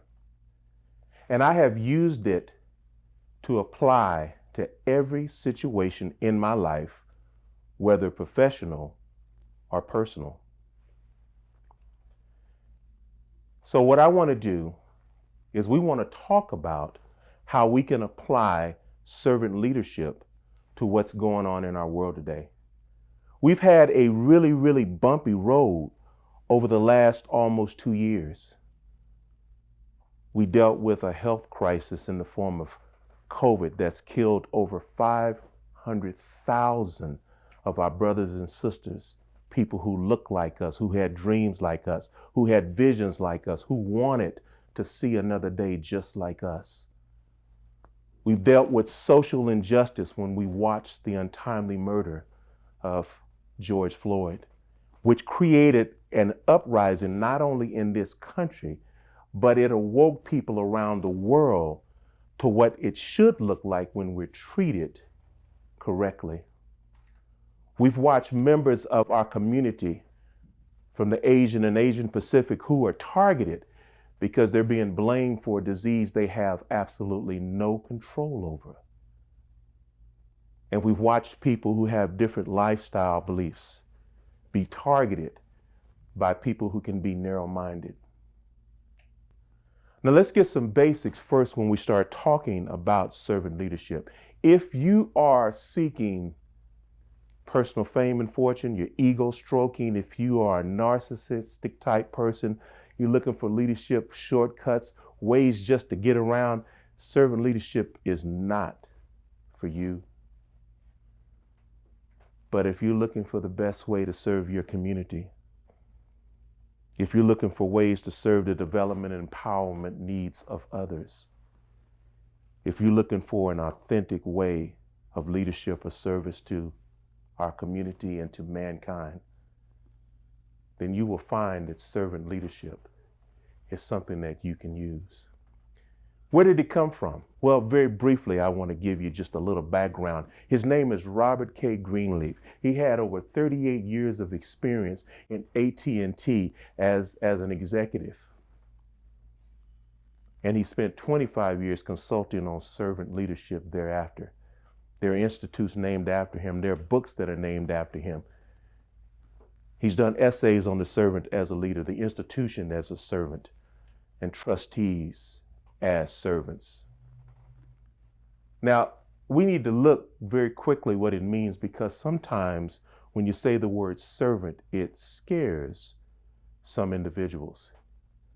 But it's simply one who serves or does services voluntarily or on compulsion. A person who is employed by another for menial offices or other labor is subject to their command. A person who labors or exerts himself for the benefits of another. A person in the service of another. One who expresses submission. Then we look at what service means in addition to servant. An act of assistance or benefit or favor, an act of helpful activity. Work done by one person or group that benefits another, the performance of work or duties for a superior are as a servant. Be of service, be helpful and useful. So then when we look at the definitions of a leader, a person, a thing that leads, a guiding or a directing head, one that leads or guides, one who's in charge or supposedly in command of others. Robert Greenleaf says, the servant as leader is servant first. It begins with the natural feeling that one wants to serve first. Then conscious choice brings one to aspire to lead. That person is sharply different from one who is the leader first, who wants to have power, who wants to be in control. The best test and the difficult to administer is, do those that you serve, grow as persons? Never more in the history of a world, and more especially the history of a country, have we needed healing like we need healing now. Healing of the spirit, healing of the mind, healing of communities, healing of families, medical healing, spiritual healing. We need healing like we have never needed it before. We have to be there to help our community members, our people that don't look like us, our people who don't talk like us, our people who have a slang, our people who have an accent, our people who have a different religious belief, our people who have a different political belief. We have to be there to help them no matter how they may behave, to show them that we are above that. We have to consider their history. Because everybody that says something that's bad is not bad. It may be that they're a product of their cultural environment. And if we practice listening and empathy, we may be able to pierce that. But when we're healing, we can help them understand that we're there to build that future together. And that awareness comes not only in self, but it comes in everything that I encounter within the organization or the community that I am encountering. I have to learn that I have to put my own biases aside. See, everyone has them. There's some people that say, I'm so woke, I'm not biased. Yes, you are. Everybody is biased. Every human being, the fact that you were born means that you are biased. I don't care who you are, what you look like, where you came from, you are. So we have to practice awareness, because I have to look at myself first to set aside what I might think or what I might feel. And then I have to look at those individuals that I am charged to serve. We have to use the subtle gift of persuasion. Not the idea of positional authority. You will do as I tell you to do. You will say what I told you to say. You will speak in the manner I want you to speak. You will dress like I tell you. You wear your hair like, no. Not positional authority. We'll talk about persuasion. Have you thought that maybe if you try it this way, you might get what you need? Have you thought that if you change this one thing or you try this one time, it might yield the response that you were looking for? We have to convince and help to build consensus quickly so that we can deal with a tumultuous world. The next area is conceptualization. You see, the thing is, you've got to give people vision. If I have nothing that I can look forward to tomorrow, I really don't care if I see tomorrow. So conceptualization, I want you thinking beyond. I want you to see where your future is. I want you to see where your education is. I want you to see where your profession is or what your gifts are. I want you to know that you actually have something that you can give back to your community, to your family, to the people that are around you. One of the things I'm known for when I speak to young people is helping them understand that they are not representing themselves. Vaughn doesn't represent Vaughn. Vaughn represents Leland and Peggy, my parents. I'm Leland and Peggy's boy. Vaughn represents David and Victoria, or my grandmother we called Queenie. David and Victoria, I'm their grandbaby. I'm not just representing me. That's that conceptualization that you have a bigger purpose. And then there's foresight. The reality that you have to realize that there are going to be some consequences of your decisions on future outcomes. I didn't say that it's not okay to make mistakes. It's okay. It's okay for you to mess up big. It's okay. As long as you don't injure yourself, it's okay to fall flat on your face. It's okay. I've done it so many times. It's not even funny. But the reality is, I want you to have the foresight before you decide to step in that hole that there's a hole right there. And if I step in that hole, I might twist my ankle or I may break my leg. I want you to have that. We have to practice it. We have to be a practice stewardship. We have to be good stewards. You see, I'm entrusted with resources from every citizen in this state and in this country. I'm a firm believer in that.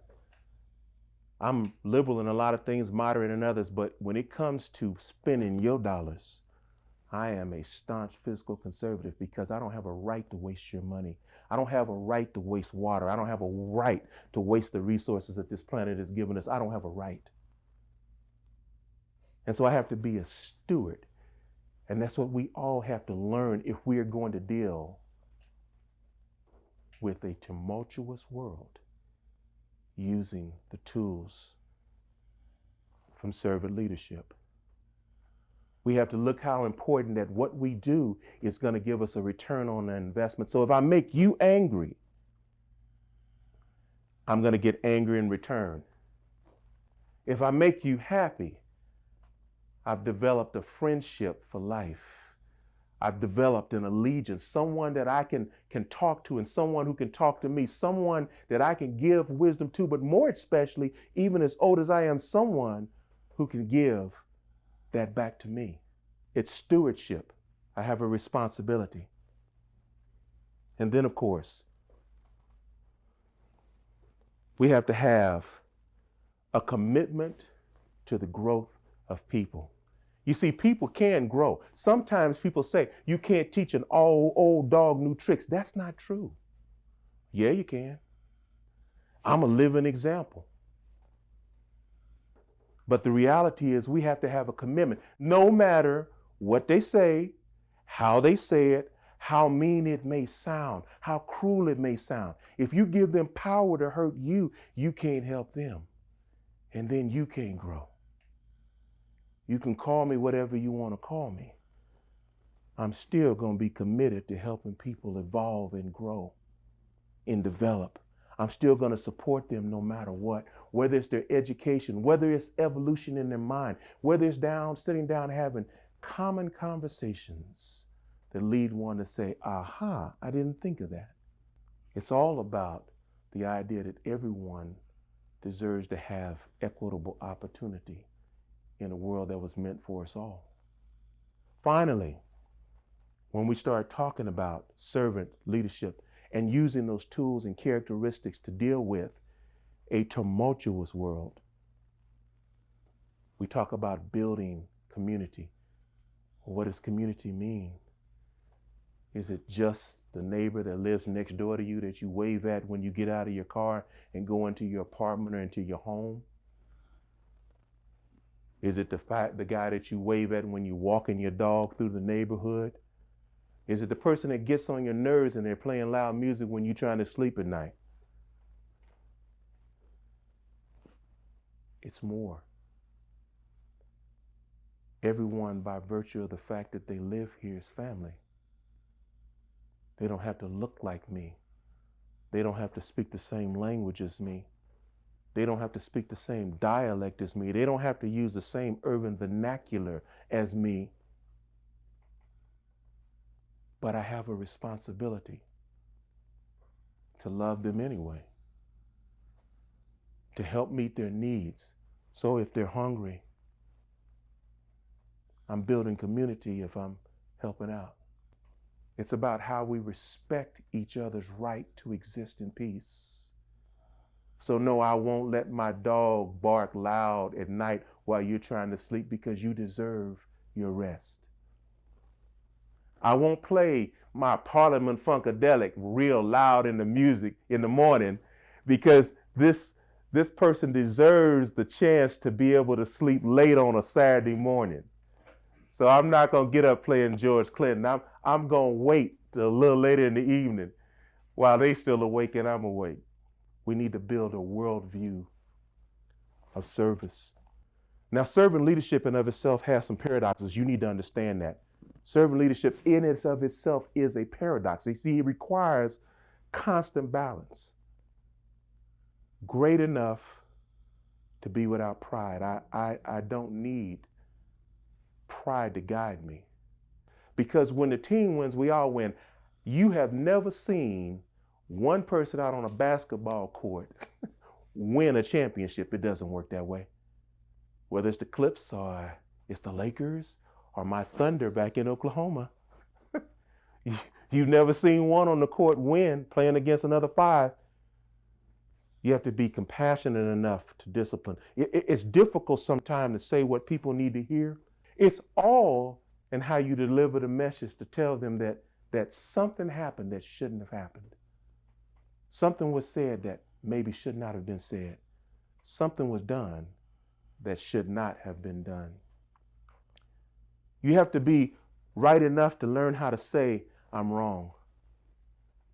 Oh man, that's probably the hardest one right there. To admit that I'm sorry, I'm wrong, I made a mistake, I should not have done things that way.